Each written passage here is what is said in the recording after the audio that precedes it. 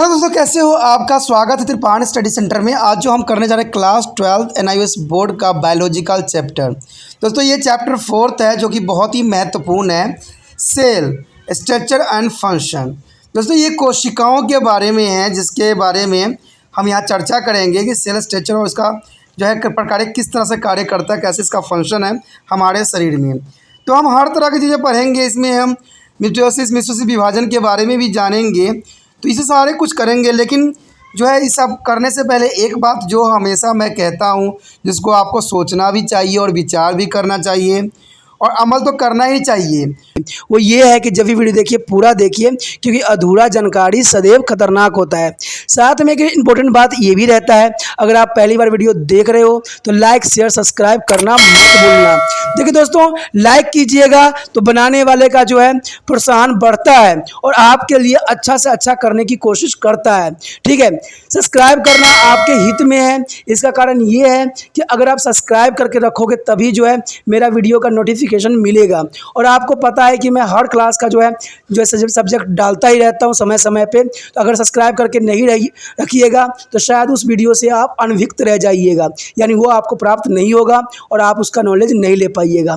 साथ में जो अगर आप शेयर करते हो तो शेयर करना एक जग कल्याण के समान माना जाता है। इससे ये होता है कि मान लीजिए कोई जो है बच्चा जो है मेरी वीडियो को उसकी ज़रूरत थी और आपके थ्रू वो वीडियो उसको पास पहुंचा है, तो वो सदैव ही आपका धन्यवादी रहेगा और सदैव ही आपका जो है शुक्रिया अदा करेगा कि तुम्हारे कारण मुझे जो है वीडियो प्राप्त हुआ।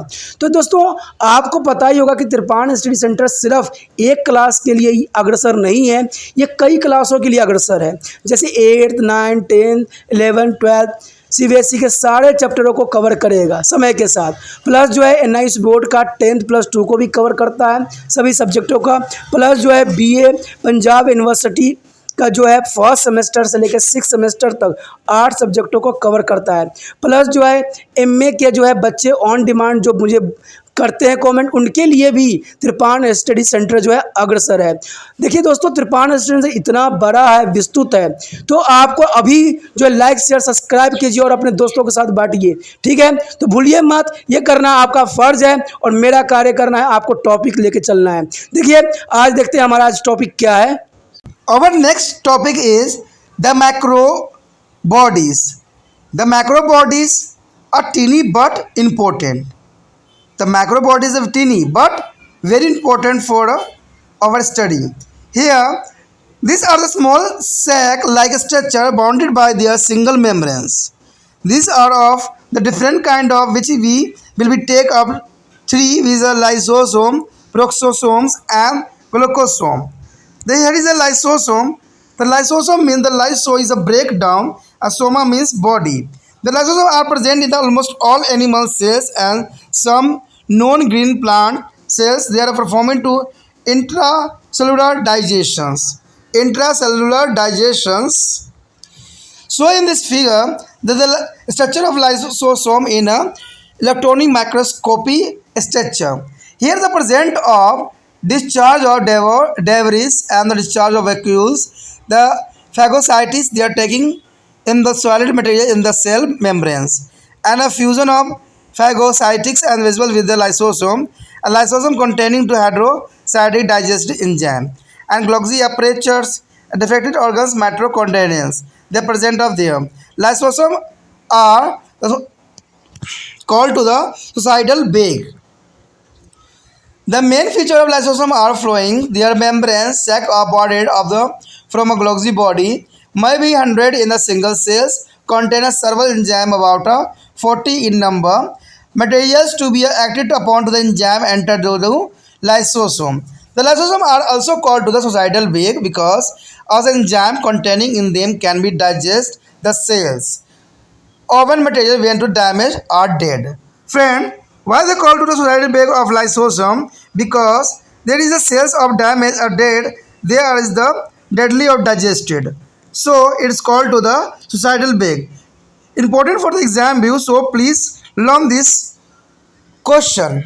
And the other is important of intracellular digestion by lysosome. So what is the important of intracellular digestion by the lysosome? So here they help in the nutrition of the cells by digested food, as they are rich in the various hydrolysis of enzyme which enable to them to digest almost all major chemical constituent of their living cells and help in the defense by the digesting germs as will be white blood cells. White blood cells. And thirdly is a help in the cleaning of the cells by digestive damaged material of the cells. Friend, here the damaged material cells, they are digested, so called suicidal bag. So is the fourth point provide to energy during to the cell activations of digestion of the organ part of the cells. Autophagics and the auto self is a phases it up. Then and fifth point is a help to the sperm cell in the it entry the eggs by the breakdown through the digestive the eggs membranes. So important for the sperm to the entering for the eggs on breakdown through the digested. And sixth point in a plant cells a mature xylem cells lose all cellular content by lysosome activity. The seventh point is the last point. When the cells are all diseases or injury, lysosome attack their cell organs and digest them. In other words, lysosome are autophages, self-devourings, and the peroxisome. Peroxisome is found both in a plant and animal cells. Found in the green leaves were higher plants. So there is the participate in the oxidation of substrate resulting in the formation of hydrogen peroxide, and they often contain to the central core of the crystalline materials called nucleides and compose the uterus oxidase of crystals. And second is this these bodies are mostly spherical or avoid and about the size of mitochondria and lysosome. They are usually close to the association with their ear. They are involved in the photodispersion in plant cells and the bearings about the fat metabolism in a cell. And glososome. Glycosomes mean to the macrobodies present in the plant cells and morphologically similar to the previsomes. They are found in the cells of the yeast and contain fungi and oil rich of seed in the plant. They are functionally they are contain the enzyme of fatty acid metabolism involved in their conversion of the lipid to the carbohydrate due to germination. दोस्तों अगला topic जो हमारे समक्ष है वो है सूक्ष्म काय। देखिए ये सूक्ष्म काय का मतलब क्या होता है, यानी मैक्रो बॉडी। सूक्ष्म काय का मतलब बॉडी, सूक्ष्म मतलब मैक्रो। देखिए कहते हैं बहुत छोटी होती है बंद, लेकिन बहुत ही महत्वपूर्ण होती है। हमारे शरीर में इसका जो है बहुत ही इम्पोर्टेंट महत्वपूर्ण योगदान होता है। ठीक है, तो यही बात बताई गई है। कहते हैं कोशिका में छोटी से छोटी कोशिका होती की संरचना भी होती है जो अपनी अपनी झिल्लियों में घिरी हुई होती है। ये संरचना विभिन्न प्रकार की होती है जिनमें से हम 3 के बारे में यहाँ पर अध्ययन करेंगे। सबसे पहले होगा हमारा लाइन काय यानी लाइसोसोम, दूसरा होगा पर ऑक्सीसोम होगा, उसके बाद ग्लाइकोसिसोम। तो ये तीनों चीज़ें जो है हमारे लिए कहते हैं बहुत ही छोटा होता है लेकिन बहुत ही महत्वपूर्ण होता है हमारे शरीर के अंदर, और कुछ जो है प्लांट में भी पाए जाते हैं। तो कहते हैं कहीं भी ये होते हैं लेकिन इनका कार्य जो होता है बहुत ही महत्वपूर्ण रखता है मान्य। तो सबसे पहले तो लाइसोसोम होगा। लाइसोसोम के बारे में आप जानते ही हो कि इसको जो है आत्मघात की थैली भी कहा जाता है। देखिए दोस्तों, इसको आत्मघात की थैली कहना कहाँ तक उचित है। देखिए ये जब पढ़ोगे, जब समझोगे तब समझ में आएगा कि लाइसोसोम को हम आत्मघात की थैली क्यों कहते हैं। तो सबसे पहले तो यही बात आती है कि लाइसोसोम का मतलब क्या होता है। यहाँ लाइसो का मतलब होता है भजन करना, असोमा का मतलब होता है काय। लाइसोसोम प्रायः सभी जंतु कोशिकाओं और कुछ हरे पौधे की कोशिकाओं में भी पाई जाती है। ये अंतर कोशिका पाचन में सहायता करती है, यानी ये पाचन में क्या करता है दोस्तों, सहायता करता है। जैसे कि यहाँ पर लाइसोसोम का डायग्राम भी आपके समक्ष दिख रहा होगा। ठीक है, ये जो है लाइसोसोम का डायग्राम है जो कि बहुत ही महत्वपूर्ण है। इसमें देखिएगा तो एक जो है एक विशिष्ट संरचना दिख रही होगी आपके समक्ष, जिसमें व्यर्थ पदार्थ विसर्जित होती है। व्यर्थ की जो पदार्थ होती है विसर्जित कर देता है।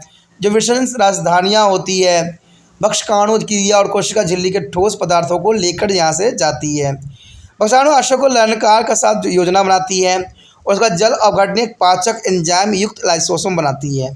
ठीक ठीक है, इसमें ग्लॉक्सी उपकरण भी पाए जाते हैं। इसमें अग्रय हो चुके कोशिका अंगक यानी माइटोकॉन्ड्रिया भी पाई जाती है। अब बात यहाँ पर ये रह गया कि लाइसोसोम कुछ क्या लक्षण होंगे। देखिए दोस्तों, लाइसोसोम में कुछ प्रमुख लक्षण हैं जो कि बहुत ही महत्वपूर्ण भी है एग्जाम व्यू से। कभी कोई लाइसोसोम के लक्षण आ जाता है तो ये इंपॉर्टेंट है।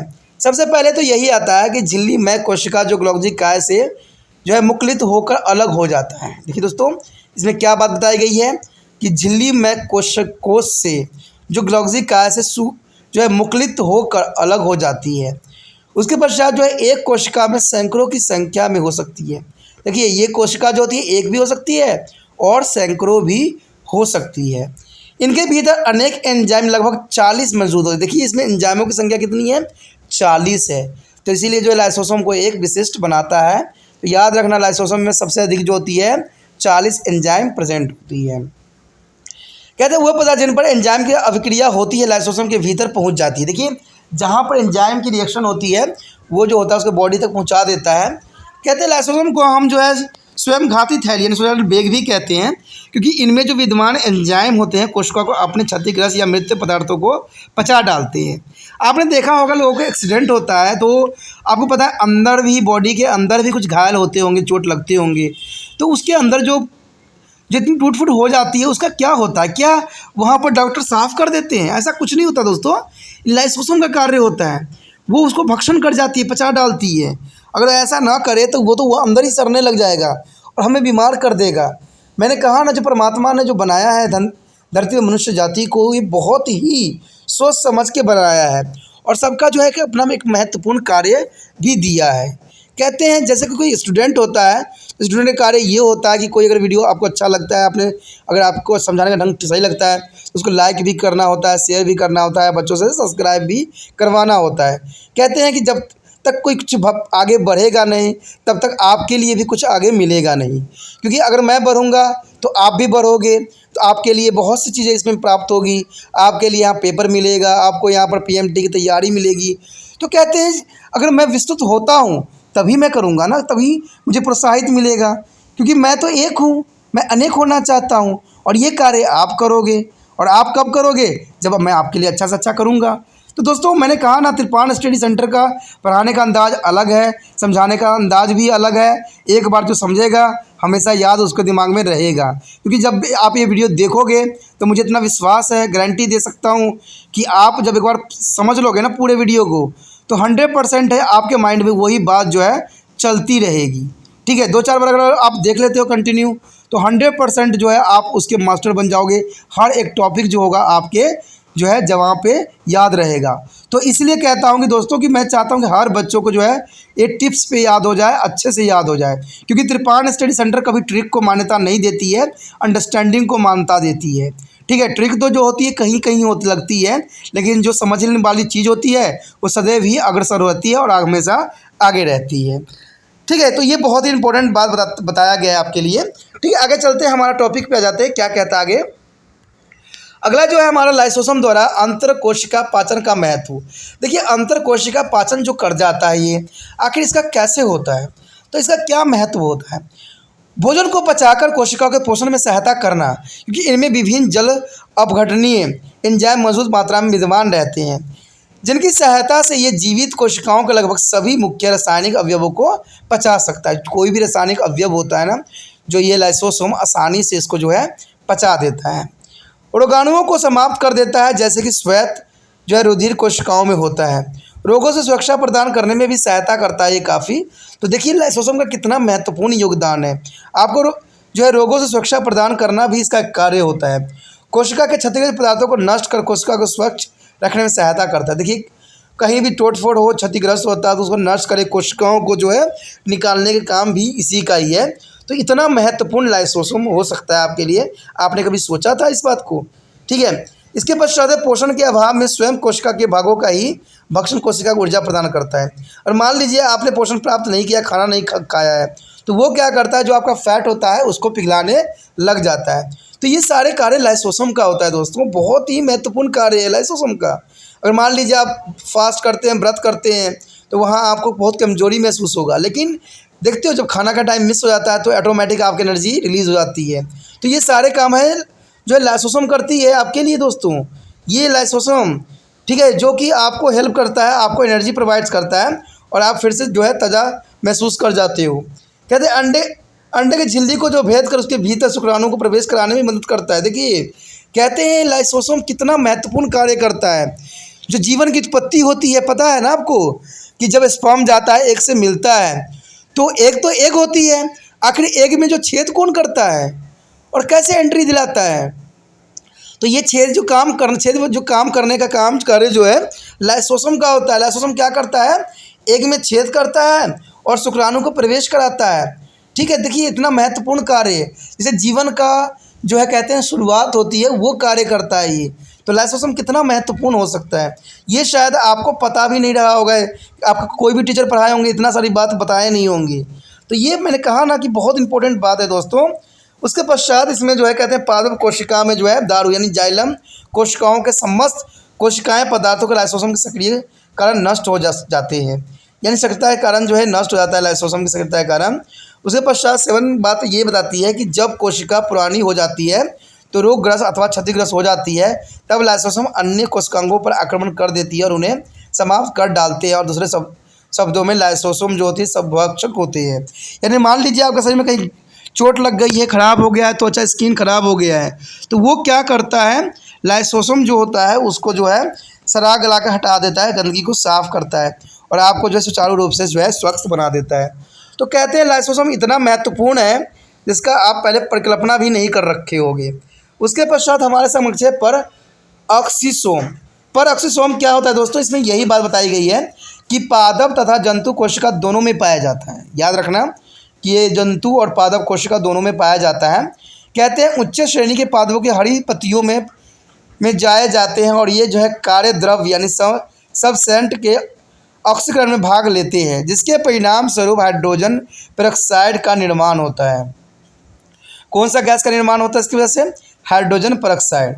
इसमें बहुलता क्रिस्टल पदार्थ का केंद्रीय कोर होता है, जिसमें जो है केंद्रकाक्ष या न्यूक्लियाइड्स कहा जाता है, जो कि यूरेट्स ऑक्सीडेट क्रिस्टल का बना होता है। यानी ये जो है बहुत ही महत्वपूर्ण रखता है। कहते हैं ये पिंड अधिकांश गोलाकार तथा अंडाकार होता है और आकार में जो है माइटोकॉन्ड्रिया तथा लाइसोसोम के बराबर बना देता है। तो यही बात जो है इसको बहुत ही महत्वपूर्ण और आकर्षक भी बनाता है। ये सामान्य जो है एंडोप्लाज्मा रेटिकुलम को ध्वनिक रूप में संबंधित होता है। देखिए ये जो है रेडिकुलम एंडोप्लाज्मा रेटिकुलम को जो संबंधित रूप में होते हैं, ये जो है पादप कोशिकाओं में प्रकाश संश्लेषण में भी सहायता करता है। यानी पादप कोशिका होती है उसमें प्रकाश संश्लेषण में ये जो है अत्यंत महत्वपूर्ण कार्य करती है। ठीक है, इसमें जो है ये कोशिका वसा का अपचयन का कार्य भी करती है, जो इसको एक महत्वपूर्ण बनाता है। उसके बाद जो है इसका अंतिम पॉइंट जो है ग्लाइकोऑक्सीसोम। तो ग्लाइकोऑक्सीसोम का भी अपना कार्य है। ये कहते हैं सूक्ष्मकाय पदार्थ कोशिका में विद्यमान रहते हैं और आकृति में जो है परऑक्सीसोम के सामान्य ही होते हैं। ये जो होते हैं खमीर होते हैं यानी ईस्ट होते हैं। ये कोशिका और कुछ खास प्रकार के कवकों व पादपों के अधिक तेल वाले बीजों में पाए जाते हैं। यानी कह सकते हो जिसमें अधिक तेल पाया जाता है उन बीजों में ये चीज़ें जो होती है ग्लाइकोसोम्स पाया जाता है। प्रकारी रूप से इनमें वसा अम्ल अपचयन के एंजाइम पाए जाते हैं, जो अंकुरण के दौरान जो है लिपिडों को कार्बोहाइड्रेटों में बदल देते हैं, जो कि एक महत्वपूर्ण बात है। तो our next topic is cilia and flagella. Friends, there is the organelles and the motile. What do you mean to cilia and the flagella? There is just some unicellular organism like a paramecium and endoxenia is swimming in the water with the help of cilia and flagella. Especially there is the multicellular organism. Some living tissue is the epithelium tissue have a cilia. They are a beads and the create of current in their fluid in order to the move in the given direction. Example, the wind pipes and tracheas to the push out the mucus and the dust particles. Cilia beat like a teeny oars as the paddles as the boat, and the flagella bearing about a splash like a movement. Both are made up to the contractile protein tubulin in the form of macrotubulus. The arrangement of the macrotubulus is a term as 9 plus 2, and that is a 2 central macrotubes and 9 diplet set of surrounding them. What is the difference between cilia and flagella? There is a cilia is a shorter 5 to 10 micrometer, and there is a flagella is a longer 15 micrometer, and there is cilia is a several 100 per cell structure, protoplasmics and projection and the membrane bond. Here is the flagella is the usually one or two in the most cells. Cilia is a consist of 9 sets of peripheral doublet macrotubulus and one set of two single tubulate in their center, and flagella is the same as cilia. There is a centrioles. It is present in all animal cells, but not in amoeba. There is not a present in amoeba. It is a personal case. So come in the PMT exam. There is an important question for PMT value. Centro, it is present in the all animal cell, but not in amoeba. Centro is not present in amoeba. For the PMT examination view, locality just outside their nucleus. It is cylindrical, 0.5 micrometer in the length and without a membranes. It has a 9 set of peripheral triplet tubulus, but none in the center, 9 plus 0. Each set of the 3 tubulus arranging in the defined angle shown in this figure. It has a oven, DNA, RNA, and therefore it is a cell duplicating. The function of centrioles are involved in the cell division. They give orientals to their mitotics and the spindle, which for doing to cell division. The matrix is there showing to 9 plus 0 structure and favorite tubulus shown in this figure. The basal body, there are structures similar to the centroid. They have the same 9 set of triplet organizations, 9 plus 0 as the centroid. There are cilia and flagella appear to arise from the blastobodies. Blastobodies are nucleids. The पक्षवाद cilia और कसाभिका प्लाजोजेला. फ्लैजोजेल इस गतिशीलता के लिए जो है कोशिकांग बहुत ही महत्वपूर्ण होता है, यानी पक्षाभ यानी सीलिया और फ्लैजेला जो होती है बहुत ही इंपॉर्टेंट माना जाता है. कहते हैं कुछ कोशिकाएं जीव जैसे कि पैरामीशियम और यूग्लिन्स जिसमें जो है सीलिया बहुत ही महत्वपूर्ण योगदान देता है. आप सोच रहे हो कि सीलिया का क्या काम होता है पैरामीशियम में.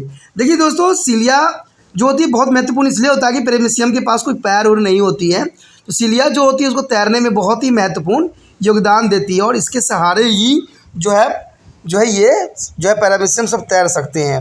पश्चात आता है कशाभिकी की जो है सहायता से पानी में तैरते हैं.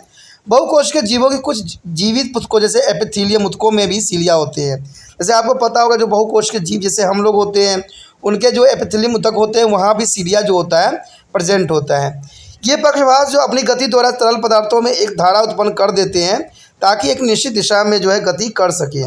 उदाहरणतः श्वास प्रणाली टैकिया के श्लेष्मा और धूल कणों को बाहर निकलने के लिए जो है ये महत्वपूर्ण योगदान देता है. तो जो ये सीलिया है इसका यही काम जो है इसको एक महत्वपूर्ण बनाता है. कहते हैं उसके बाद जो है सीलिया छोटे आकार की पतवारों जैसे कि नाव में इस्तेमाल होते हैं की भांति गति करते हैं और कशाभ करों की भांति भी गति करते हैं, जो कि काफ़ी इम्पोर्टेंट भी रहता है.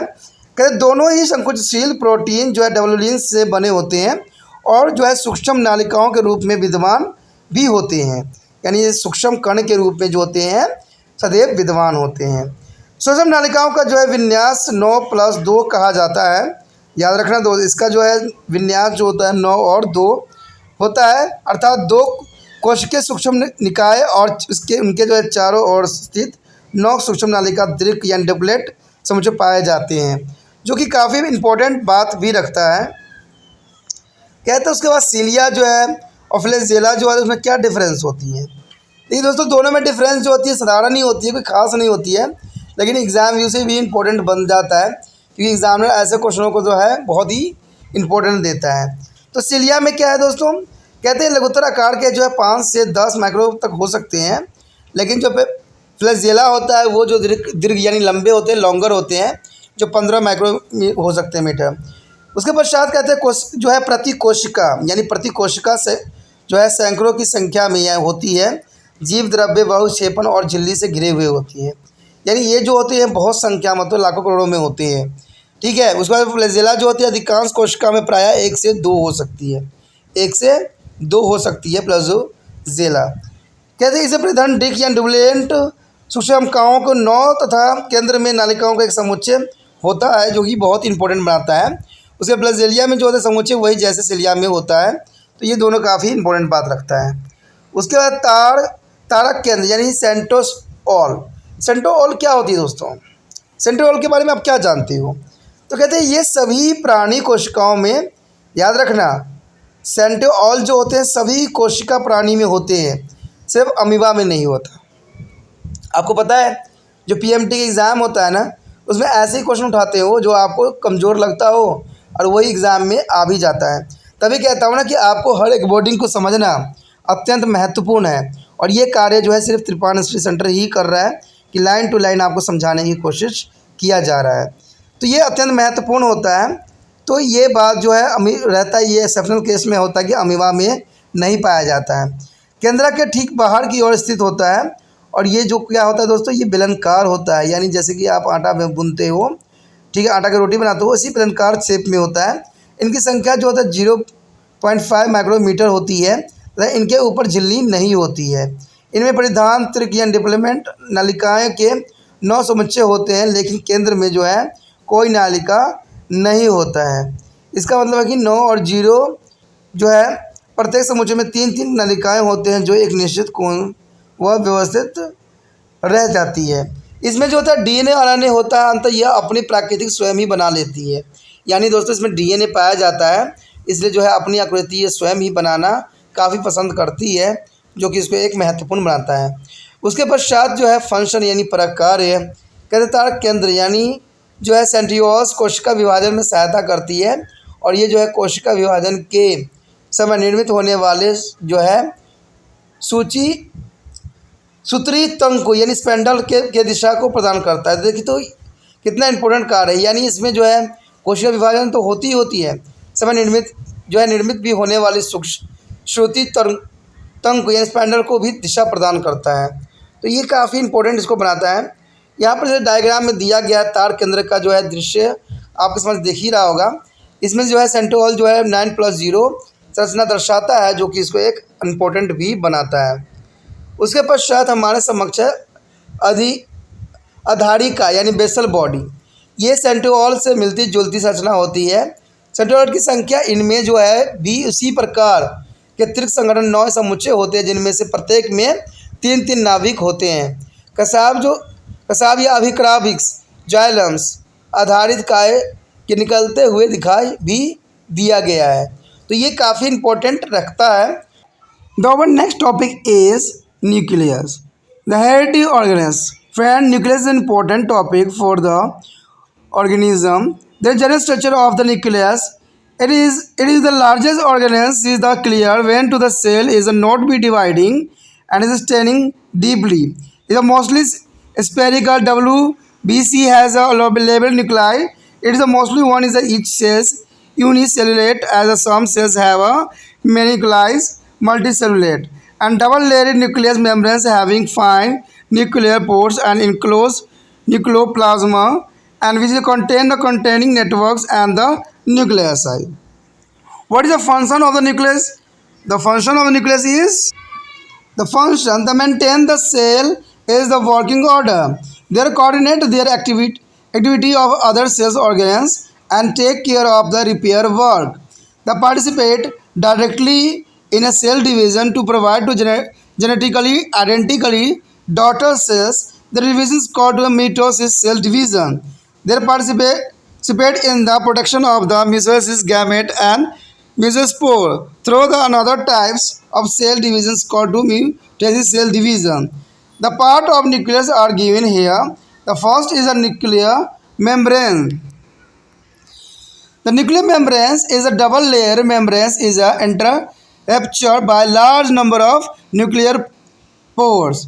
The membrane is made up to the lipids and protein like a plasma membrane and has a ribosome attached on their outer membranes, which make the outer membranes rough. therefore allow to the transport of large molecules and out of nuclei and their membranes, keep the heredity and materials in a contact with the rest on the cell.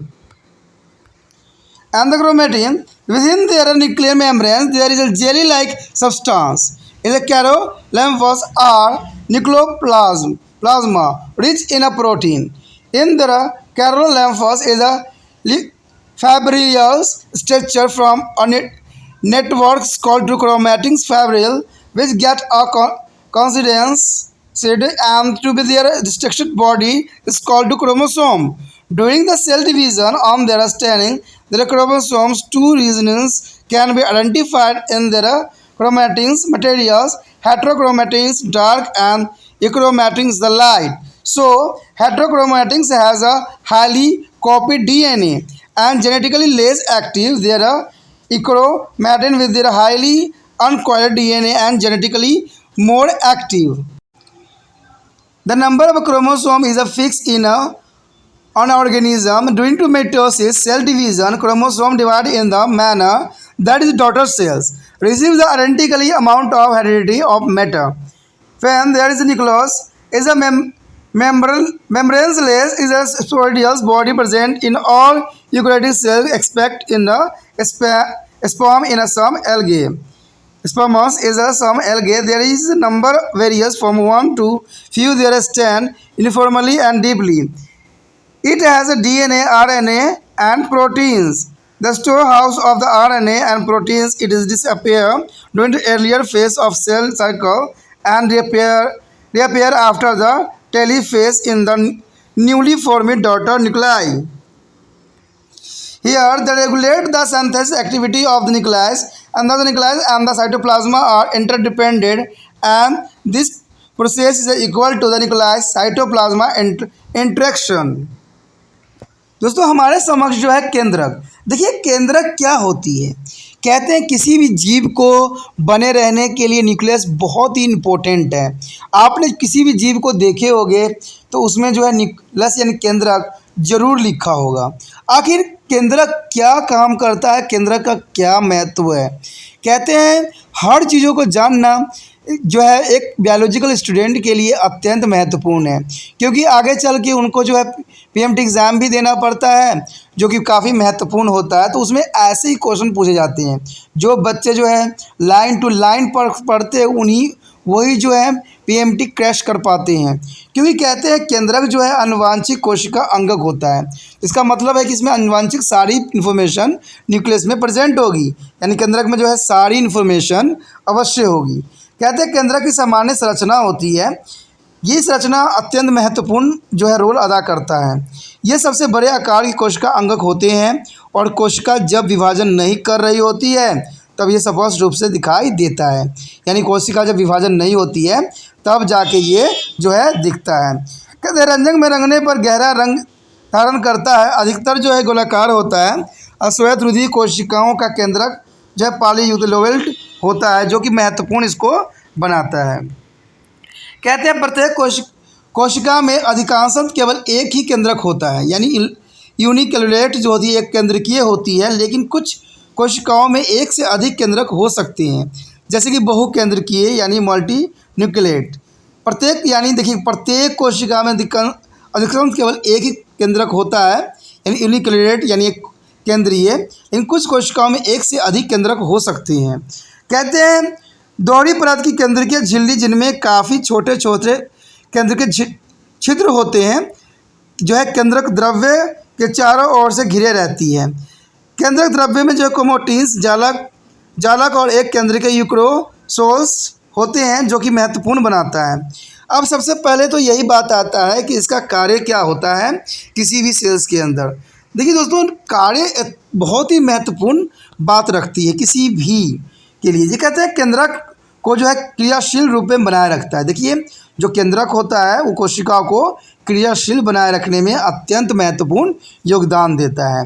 कहते हैं विभिन्न कोशिकांगों के कार्यकलापों के समन्वय बनाए रखता है, यानी विभिन्न कोशिकांगों को जो है कार्यकलाप के समन्वय बनाए रखता है, और साथ में जो होती है टूट फूट की मरम्मत में भी सहायता करती है। देखिए दोस्तों याद रखना न्यूक्लियस के काम अच्छा सा है कि टूट फूट की मरम्मत में भी सहायक करता है। कहते हैं कोशिका विभाजन में प्रत्यक्ष रूप से भाग लेता है। जब कोशिका विभाजन होती है दोस्तों, तब जो है प्रत्यक्ष रूप से ये भाग लेती है ताकि आनुवंशिकता सामान्य संदर्भ कोशिकाएं बन सके। और इस विभाजन को जो है सूत्री विभाजन माइटोसिस कहते हैं। यानी सूत्री विभाजन जो होता है, जो आगे आप करोगे, ठीक है, माइटोसिस कहते हैं। इससे जो है समसूत्रण भी कहा जाता है।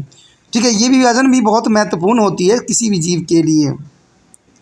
अन्य प्रकार के जो है कोशिका विभाजन म्यूसियोसिस यानी अर्धगुणसूत्री विभाजन होता है।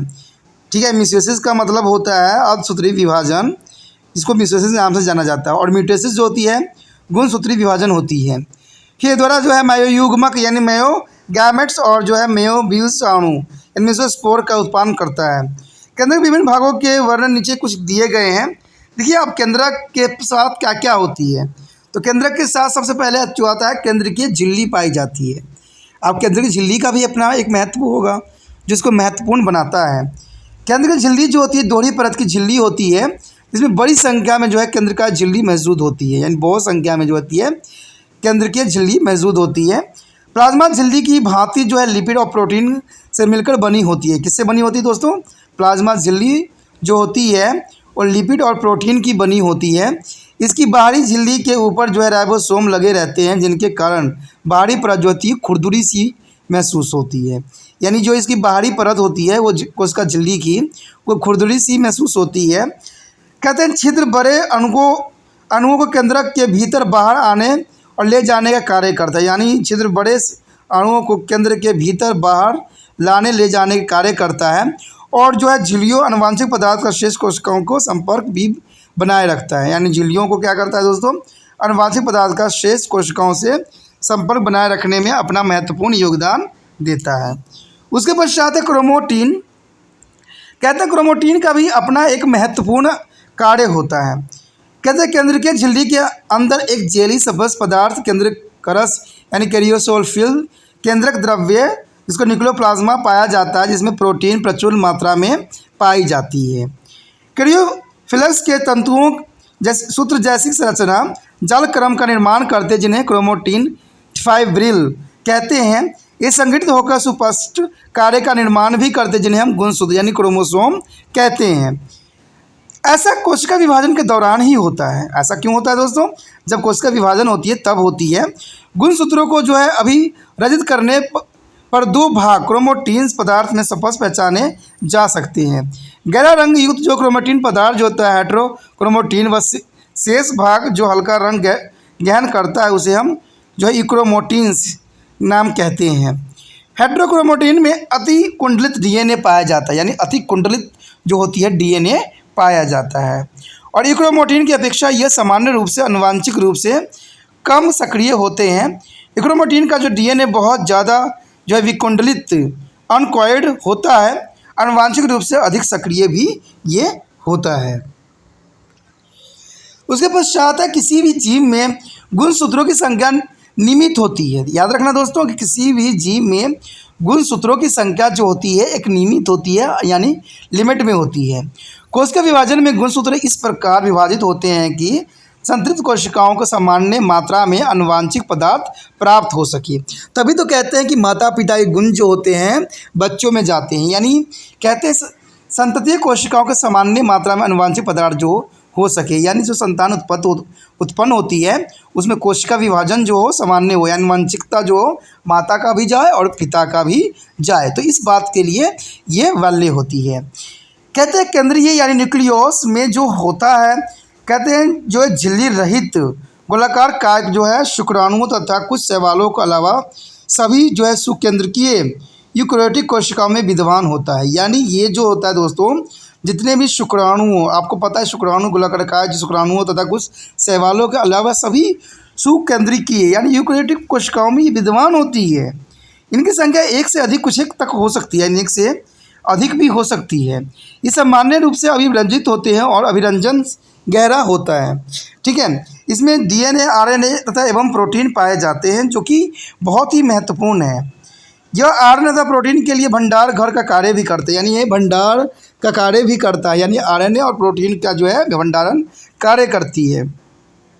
कोशिका विभाजन के आरंभिक जो अवस्था में ये लुप्त हो जाती है। जैसे आरंभ होता है कोशिका विभाजन ये लुप्त हो जाता है। अंत्यावस्था जो टेलोफेज के पश्चात नवनिर्मित सतत कोशिकाओं में फिर से ये दिखाई देने लगे। जब कोशिका विभाजन बंद हो जाता है दोस्तों, तब जाके ये दिखाई देने लग जाता है। केंद्रक संश्लेषित क्रिया का नियमित करता है, यानी केंद्रक की संश्लेषित क्रियाओं का जो है ये नियमन करना इसका कार्य होता है। और इस प्रकार केंद्रक कोशिका द्रव्य परंपरा एक दूसरे पर निर्भर करती हैं और ये प्रक्रम केंद्रक और कोशिका द्रव्य के बीच होने वाली अभिक्रियाओं के बराबर ही माना जाता है। तो ये इसको बहुत जो है बहुत ही इम्पोर्टेंट भी बना देता है। Our next topic is molecules of the cell. What do you mean to the molecules of the cell? Friend, here the cells and its organs are made of organic chemical such as proteins, carbohydrate, nucleic acid and fat. So these are the aptly termed biomolecules. Inorganic molecules such as water and minerals are also present in the cells. Friend, the totally is there is our cells are made by protein, carbohydrate, nucleic acid and fat, and also is a water and mineral present in the cell. So first of all work water. Here water is with the unique physical and chemical property has made life possible on the earth. Friend, the water is important for the earth. There is a unique physical and chemical property. The life is possible on the earth is the reason being is the presence of water. It is a major constant of protoplasma. It is a medium in which all their metabolic reaction occur from the water, or it is the universal solvent in the which the most substance remain dissolved either separately or there completely. And water is the also responsible for immunity and their here elementary necessary for the life. Friend, the elements, the hydrogen, carbon, oxygen, nitrogen, calcium, potassium, sodium, magnesium, phosphorus, sulfur, chlorine, iron, bronze, silicon, manganese, copper, zinc, cobalt, and molybdenum iodine. What is the function of this? They require for organic compound for their cells and present in the major constant of calcium is a plant cells bola C hydrogen, oxygen, nitrogen, and organic compound. They act as a major cations, sodium and potassium, and anion is the chlorine in the most physically process. A cofactor of enzyme participate in the most of the biochemical reaction of a cells. Fe, Cu, Mo, Zn, they involve energy transfer reaction P in a ATP, phosphorus in a ATP. The green pigment chlorophyll in a plants have a magnesium in the center of tetraphorus ring. Here C point is biomolecules. Here carbohydrate. What is the function of the carbohydrate in a cell? There is a structure is composed of carbon, hydrogen and oxygen. The function is the most abundant organic substance present in a nature which occur in the form of cellulose in a plant cell's wall. And simple 6 carbon sugar glucose is called to the monosaccharide. And in both plant and animal it is used as a source of energy and sugar. Two molecules are units joined together to form a discard of sucrose. On important storage from a plants in a starch and in an animal it is a glucogen. There is a fourth point, the more than 10 unit of monosaccharose joined in a clan 2 form of the polysaccharide, example starch and cellulose. Therefore, the point is present in the nucleic acid is a 5 carbon sugar ribose in the RNA and deoxyribose in the DNA. The second is the amino acid. Amino acid is a basic amino acid structure showing that is the central carbon atom is attached with the amino groups minus NH2 carboxylic acid group and minus COOH1 hydrogen and 1 is a side of group R.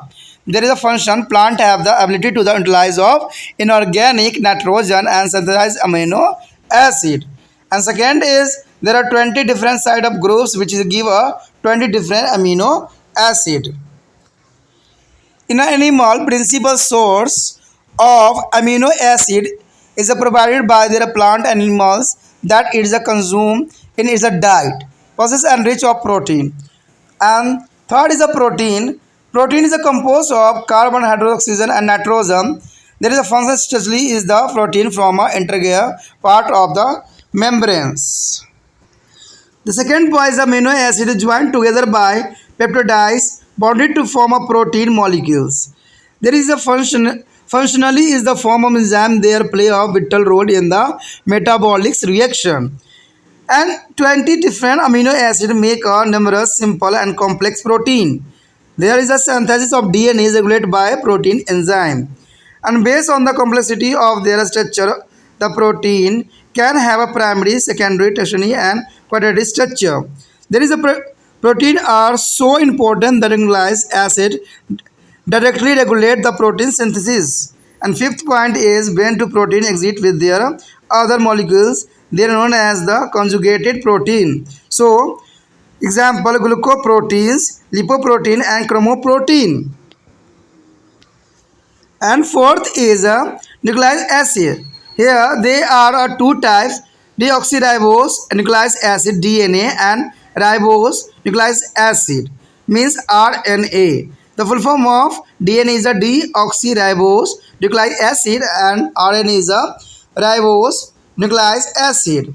There is a function is the DNA is the main genetics material for the almost all organism except contain a virus. Friend, here's a note include a virus for this category. There are long chain polymers as a composed by units called to nucleides as a pyridines, adenines and glutamines and pyridines and thymines, cytosine and the nucleides. Their DNA part. Their RNA molecules are involved in the information transfer and protein synthesis and the RNA act of genetic materials. Some virus as a TMV, tobacco mosaico virus, is there a form of RNA present.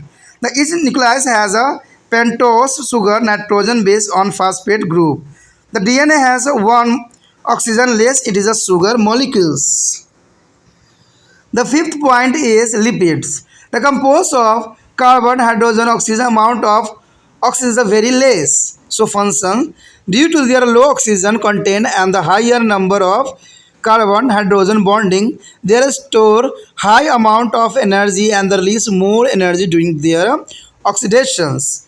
And second, they are synthesis from a fatty acid and glycerol. Simply lipid is called to the glycerol side. There is the second, molecules of fat can add twice as much energy from the carbohydrate.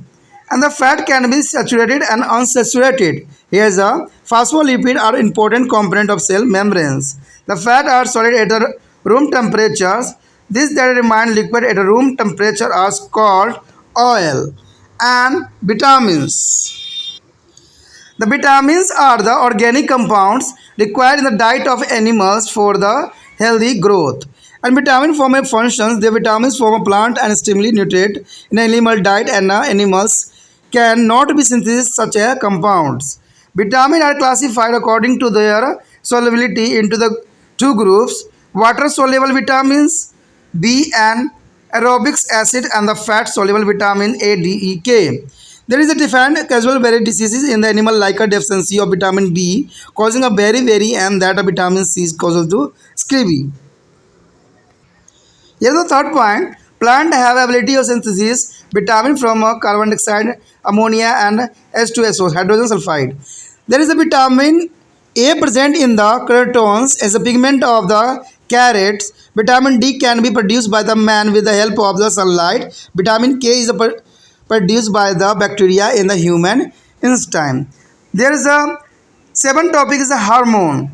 The hormone is a vital role in our body. Hormone are specific or organic substance effective in the low concentration synthesis by the cells in a one part of organisms and then the transport to another part of the organism where it is a producer characteristics of physiological response. There in a animal hormones is produced in the ductless is a gland is called the endocrine gland which control all the biochemical activity of the organism. In the animal hormones may be a proteins, peptides and steroids. In a plant, hormones growth or regulate are generated produced in the metabolically. The next is the Aedes alkaloids. The Aedes alkaloids are a complex organic compound made of carbon, hydrogen, oxygen, and nitrogen.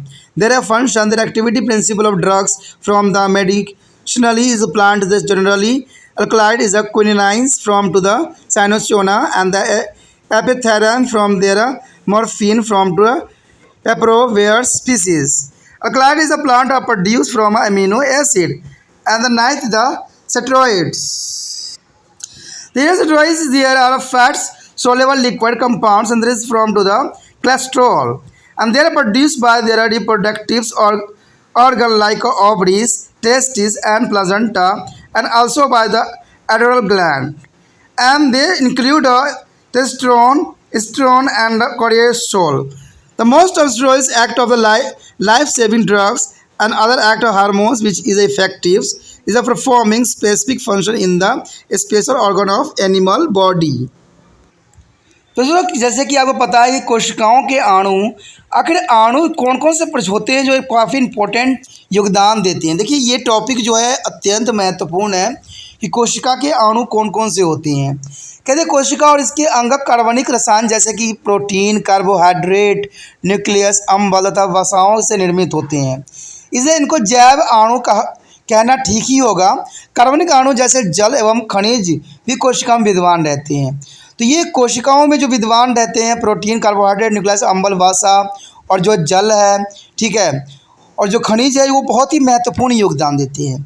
तो सबसे पहला तो हमारा यही है कि जल है, ठीक है। जल आखिर क्या कार्य करता है इंसानों के शरीर में, तो आपको तो पता है कि जल इतना महत्वपूर्ण है जिसका कोई वर्णन भी न किया जाए तो कम है, क्योंकि जल जो है क्या है ये सबको मालूम है।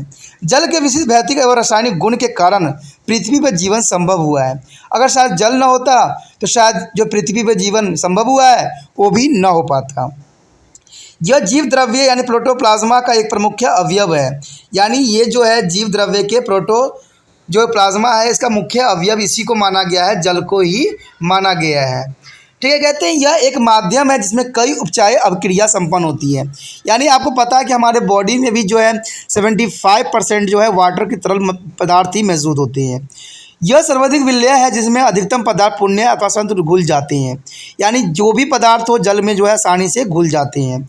यह कोशिकाओं के स्मृति यानी इम्यूनिटी के लिए उत्तरदायी होती हैं, तो ये काफ़ी महत्वपूर्ण भी इसको बनाता है।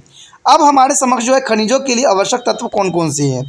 देखिए जैसे कि आपने खनिज के लिए पढ़ा है, खनिज में जो होती है hydrogen, carbon, oxygen, nitrogen, calcium, potassium, sodium, magnesium, phosphorus, sulphur, chlorines, लोहा, बोरोन, सिलिकॉन, मैग्नीशियम, तांबा, जस्त, कोबाल्ट और मेलिवोडिनियम्स, आयोडीन। तो सारे के सारे चीज़ें तत्व जो है हमारे शरीर के लिए अत्यंत महत्वपूर्ण माना जाता है। अब सबसे पहले जो है हम तत्व और इसके कार्य के बारे में पढ़ेंगे कि आखिर इनका हमारे शरीर में क्या कार्य है। तो कार्य क्या है दोस्तों, देखिए कोशिकाओं को जो है कार्बनिक यौगिक के लिए आवश्यक और मुख्य अवयव के रूप में विद्यमान होती है। कैल्शियम पादप कोशिका भित्ति कार्बन, हाइड्रोजन, ऑक्सीजन, नाइट्रोजन कार्बनिक यौगिक के रूप में उपस्थित होती है। शरीर क्रियात्मक जो है प्रकमों से प्रमुख धमनियों में सोडियम और पोटाशियम वे ऋणात्मक क्लोरीन की भांति कार्य करते हैं। देखिए धनात्मक में जो होता है सोडियम क्लोरीन पोटाशियम होती है और ऋणात्मक में क्लोरीन होती है। कोशिका के अधिकांश जैव रासायनिक क्रियाओं में एंजाइमों के जो सहकारक के रूप में भाग लेते हैं, जैसे FeCU, MOA, ZnB। ऊर्जा अंतरित जो है अभिक्रियाओं में सहायक करता है, यानी ATP में जो है फास्फोरस का अपना महत्वपूर्ण योगदान देता है। पादपों में हरे क्लोरोफिल वर्णक जो है पिगमेंट वर्ण रहित जो है टेट्रापिरोल वलय के केंद्र में मैग्नीशियम के कारण होता है, ठीक है। आप जो देखते हो पादपों में हरे क्लोरोफिल जो होती है वो मैग्नीशियम के कारण होती है, तो ये भी बात आपको पता होना चाहिए। उसके पश्चात हमारे समक्ष में आता है सी पार्ट। देखिए दोस्तों सी पार्ट में क्या है, जो इसका सी पार्ट है वो बताता है कि जैव अणु के बारे में, बायोमोलिकुल्स के बारे में, जिसमें कार्बोहाइड्रेट आता है सबसे पहला। तो कार्बोहाइड्रेट के जो है संरचना में क्या है, तो देखिए कार्बन, हाइड्रोजन और ऑक्सीजन के बने होते हैं और इसका कार्य क्या होता है। प्राकृतिक में सर्वाधिक प्रचुर मात्रा में विद्यमान कार्बनिक पदार्थों जो पादप को कोशिका भित्ति में सेलुलोज के रूप में पाया जाता है। उसके बाद है सरल 6 कार्बन शुक्राणु यानी ग्लूकोज, जिसे जो मोनोसेक्रोराइड कहा जाता है। ठीक है, इसमें जो है इसका कार्य जो होता है पादपों और प्राणियों दोनों में यह ऊर्जा के स्रोत के रूप में प्रयोग किया जाता है, यानी शर्करा के रूप में प्रयोग होता है। उसके पश्चात है तीसरा, 2 अणु या इकाई मिलकर जो है डाइसेक्रोराइड्स सुक्रोज बनाते हैं। तो इसका कार्य क्या होता है? पादपों में एक महत्वपूर्ण संग्राही रूप से स्टार्च या प्राणी में सुक्रोजोन बनाता है। चौथा जो है मोनोसेक्रोराइड की जो है 10 इकाइयों से अधिक मिलकर पॉलीसेक्रोराइड्स बनाते हैं, उदाहरण स्टार्च और सेलुलोज। ठीक है, इधर जो है चौथा पॉइंट में न्यूक्लियस अम्ल में 5 कार्बन युक्त शर्करा, आरएनए में जो है राइबोसोम और डीएनए में जो डीऑक्सी राइबोस। तो ये कभी कभी जो एग्जाम में है आरएनए और डीएनए के फुल फॉर्म में आ जाता है, तो आप याद रखना इस फुल फॉर्म को। ठीक है, उसके पश्चात हमारा आता है अमीनो अम्ल। देखिए, मूलभूत अमीनो अम्ल की संरचना में जो है केंद्रीय कार्बन अणु एक अमीनो ग्रुप यानी जो है NH2 जो एक कार्बोनिलिक अम्ल COOH व एक आणविक ग्रुप R से संयुक्त करता है। तो इसका कार्य क्या होता है? पादपों में अकार्बनिक नाइट्रोजन का उपयोग करने व अमीनो अम्ल संश्लेषण की क्षमता होती है, जो कि एक महत्वपूर्ण बात रखती है। ठीक है, उसके पश्चात जो है कहते हैं दूसरा पॉइंट यही बात आती है कि पार्श्व समूह की संख्या जो होता है 20 से अधिक है, जिसमें से 20 विभिन्न प्रकार के अमीनो अम्ल बनाता है। प्राणियों में अमीनो अम्ल का मुख्य स्रोत वे पादप या प्राणी होते हैं जिनको यह अपने आहार में खाते हैं। दालों में प्रोटीन की मात्रा होती है। उसके पश्चात हमारे समझ आता है प्रोटीन, जो तीसरा पॉइंट है। कहते हैं ये कार्बन, हाइड्रोजन, ऑक्सीजन तथा नाइट्रोजन मिलकर बने होते हैं। इसका कार्य जो होता है संरचनात्मक रूप से प्रोटीन झिल्ली की विभिन्न हिस्सा होती है। अमीनो अम्ल जो है पेप्टोडाइज बांधों द्वारा संयुक्त होकर प्रोटीन अणुओं का निर्माण भी करती है। तो यहीं भी जो है प्राकृतिक रूप से एंजाइमों के रूप में ये अपचायित अभिक्रिया में महत्वपूर्ण भूमिका भी निभाती है। कहते हैं 20 विभिन्न अमीनो अम्ल अनेकों सरल एवं जटिल प्रोटीन का निर्माण करती है। ठीक है दोस्तों, इसमें डीएनए संश्लेषण का नियमन प्रोटीन द्वारा किया जाता है। संरचना की जटिलता के आधार पर उनकी प्राथमिक, द्वितीय, तृतीय व चतुर्थी संरचना हो सकती है। लेकिन कहते हैं प्रोटीन इतने महत्वपूर्ण होते हैं कि न्यूक्लियस अम्ल सीधे प्रोटीन संश्लेषण का जो नियमन करती है। उसके पश्चात है कि 5वां पॉइंट यही बात बताती है कि जब प्रोटीन अन्य अणुओं के साथ संयुक्त कर रहते हैं तो उन्हें प्रोटीन जो है संयुक्त प्रोटीन कहते हैं। जैसे उदाहरण के तौर पर ग्लाइकोप्रोटीन, लिपोप्रोटीन और क्रोमोप्रोटीन। उसके पश्चात जो आता है चौथा पॉइंट, न्यूक्लियस अम्ल। देखिए, न्यूक्लिक अम्ल का भी अपना एक महत्वपूर्ण योगदान होता है। इसमें यही बात बताया गया है कि ये 2 प्रकार के होते हैं, डीऑक्सीराइबोस न्यूक्लिक अम्ल यानी डीएनए, और जो राइबोस न्यूक्लिक अम्ल होते हैं आरएनए। तो ये कभी कभी फुल फॉर्म के रूप में जो है कभी कभी एग्जाम में आ जाता है, तो ये आपके लिए बहुत ही महत्वपूर्ण है। तो डीएनए की याद रखना क्या होता है, डीऑक्सी राइबो न्यूक्लिक अम्ल, और आरएनए क्या होता है, राइबोस न्यूक्लिक अम्ल। ठीक है, इसका कार्य होता है विशेष विषाणुओं को अतिरिक्त लगभग सभी जीवों में मुख्य अनुवांशिक पदार्थ के रूप में डीएनए पाया जाता है। यानी जो आपके समक्ष जो वायरस होता है वो उसमें ये डीएनए प्रेजेंट नहीं होता है। तो ये बात याद रखना कि जो वायरस होते हैं उसमें डीएनए नहीं होती है। ये न्यूक्लियस इकाइयों की लंबी श्रृंखला बहुलक यानी पोलोमर्स हैं, जैसे कि प्यूरिन्स, एरोनिन्स एंड ग्वालिन एंड पैरोमीडियंस, जैसे थायमिन्स, साइटोसाइन और यूरेसियस। देखिए, ये जो होता है डीएनए के जब हम हेलिकल स्ट्रक्चर देखते हैं ना, तो इसमें आपस में ज्वाइंट करने के लिए इन्हीं चीज़ों का जो है उपयोग किया जाता है। कहते हैं आरएनए अणु इस रचना जो है सूचना या हस्तांतरण में प्रोटीन संश्लेषण में मदद करते हैं, तथा कुछ विषाणु जैसे तम्बाकू मजाको वायरस यानी TMV यानी टमाको मजाको वायरस में जो है आरएनए अनुवांशिक द्रव्य का कार्य करता है। तो याद रखना कि TMV का फुल फॉर्म जो है तम्बाकू मजाको विषाणु, तो ये याद रखना बहुत जरूरी है, टमाको मजाको वायरस। ठीक है, ये जो है प्रत्येक न्यूक्लियस में जो है प्रोटोस, शर्करा, नाइट्रोजन बेस और फास्फोरस ग्रुप होते हैं। और कहते हैं कि ये डीएनए में इनके शर्करा अणुओं में एक ऑक्सीजन, ठीक है, ऑक्सीजन कम होती है। उसके पश्चात हमारे समझ आता है लिपिड। कहते हैं लिपिड जो होती है कार्बन, हाइड्रोजन, ऑक्सीजन के बने होते हैं और ऑक्सीजन की मात्रा अति न्यून होती है। ठीक है, इसमें जो होता है अल्प ऑक्सीजन मात्रा के कारण और जो है कार्बन हाइड्रोजन बंधों की अधिक संख्या ऑक्सीकरण के दौरान ऊर्जा संग्रह तथा विभोजन दोनों को अधिक मात्रा में करते हैं। ये भाषा अम्लों और ग्लिसरॉल के संश्लेषित किया जाता है, जिसे सरल लिपिड को ग्लिसरॉल कहा जाता है। भाषा का एक अणु एक कार्बोहाइड्रेट के अणुओं से 2 गुनी ज़्यादा ऊर्जा प्रदान भी करता है। ठीक है, कहते हैं भाषाएँ संतृप्त और असंतृप्त हो सकती है। देखिए, भाषा जो होती है संतृप्त असंतृप्त दोनों हो सकती है, यानी सैचुरेट अनसैचुरेट दोनों फॉर्म में प्रेजेंट होती है। इसमें जो कहा गया है कि फॉस्फोलिपिड्स कोशिका झिल्ली में महत्वपूर्ण अवयव होते हैं। उसके पश्चात जो है इसमें भाषा कमरे के ताप पर ठोस रहती है। जो भाषाएं कमरे के ताप पर द्रव्य अवस्था में रहती है उन्हें हम तेल कहा जाता है। देखिए भाषा जो सदैव होती है वो ठोस अवस्था में होती है, याद रखना। लेकिन जो भाषा जो होती है तापमान पे जो है कमरे के तापमान पे ठोस नहीं होती है, वो तेल होती है जो ओरिजिनल होती है। अगर कोई जो है ठोस अवस्था में चली जाती है तो याद रखना वो मानव की जो है भाषाओं को जो है एनिमल के भाषा से बनाया गया, यानी किसी भी एनिमल से बनाया गया हो सकता है। उसके पश्चात 6वां पॉइंट है विटामिन। देखिए विटामिन कार्बनिक यौगिक होते हैं जिनकी आवश्यकता प्राणियों के आहार में उनकी स्वास्थ्य वृद्धि के लिए अवश्य होती है। तो इसका जो है कार्य प्रकार यही होता है कि जो है पादपों से प्राप्त विटामिन प्राणी आहारों को अनिवार्य पोषक तत्व है, क्योंकि प्राणी ऐसे यौगिक का संश्लेषण नहीं कर सकते हैं। ठीक है, विटामिन को उनकी विलेयता के आधार पर 2 समूह में वर्गीकृत किया जाता है। पानी में घुलनशील विटामिन बी और डी, बी जो होता है बी और सी होता है। ठीक है, जो पानी में घुलनशील होता है बी और सी होता है, और भाषा में जो घुलनशील होता है वो ADE-K होता है। तो ये आपके लिए बड़े महत्वपूर्ण है, इसको याद रखना कि जो पानी में घुलनशील है वो बी और सी विटामिन है, और जो भाषा में घुलनशील है वो ADE-K है। विटामिन कमी से जो प्राणियों में अनेक रोग होते हैं, जैसे विटामिन बी की कमी से बेरी रोग हो जाता है, और विटामिन सी की कमी से स्कीवी नाम की बीमारी हो जाती है। तो ये बहुत ही महत्वपूर्ण रखता है। कहते हैं पादपों में कार्बन डाइऑक्साइड, अमोनिया और हाइड्रोजन सल्फाइड से विटामिन संश्लेषण करने की क्षमता होती है। लेकिन कहते हैं विटामिन इसका कार्य जो होती है विटामिन ए गाजर की कैरोटीन नामक वर्णक में विद्यमान जो है डी मानव द्वारा सूर्य के प्रकाश की सहायता से भी उत्पन्न किया जा सकता है।